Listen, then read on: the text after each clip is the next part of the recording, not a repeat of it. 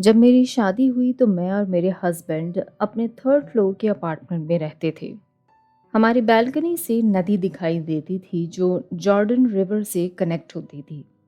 میں اکثر شام کے وقت بالکنی میں بیٹھی ریور کا خوبصورت نظارہ دیکھتی تھی۔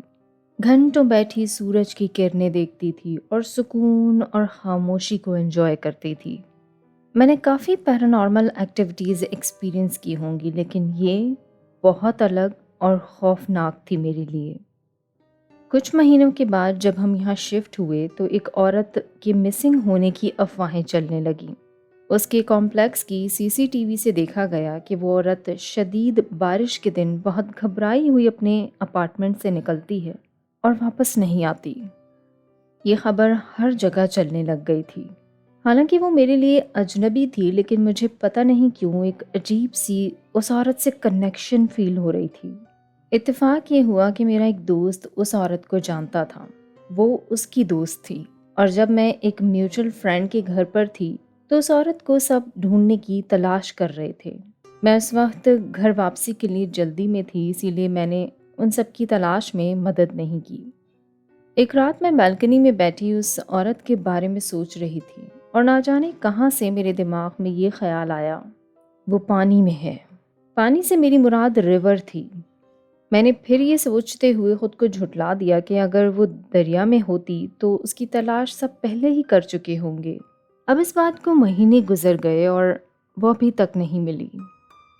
ایک بار پھر اسی طرح بالکنی میں بیٹھے ندی کو دیکھ رہی تھی، اور پھر سے مجھے اس عورت کا خیال آیا کہ وہ دریا میں ہوگی۔ اس کے اگلی رات میں اپنے بیڈ روم میں سکون سے لیٹی ہوئی تھی۔ میرے ہسبینڈ پاس میں گہری نیند میں سو رہے تھے، اور ہمارا اپارٹمنٹ چاند کی روشنی میں ایک دم سناٹے میں تھا۔ میری نظر بیڈ روم ڈور کی سیدھ میں تھی۔ تبھی اچانک ایک چیز میری طرف تیزی سے دوڑتی ہوئی آئی اور مجھے پکڑ لیا۔ اس نے مجھے ایسے آ کر پکڑا جیسے کسی کو کالر سے آ کر زبردستی پکڑ کر اٹھایا جاتا ہے جاگنے کے لیے۔ اس چیز نے مجھے بہت زیادہ ڈرا دیا کہ میں نے زوردار چیخ مار دی۔ میرے ہسبینڈ بھی اٹھ گئے اور میں بیڈ سے تیزی سے اٹھ کر دور کھڑی ہو گئی۔ سب لائٹس آن کی تو دیکھا کہیں کوئی نہیں تھا، اور اس خوف کے عالم میں میرے منہ سے صرف ایک ہی الفاظ نکل رہا تھا، پانی، پانی، پانی۔ وہ یقیناً میں پینے کے لیے نہیں مانگ رہی تھی۔ میرا اشارہ بے خیالی میں بھی اس ریور کی طرف تھا۔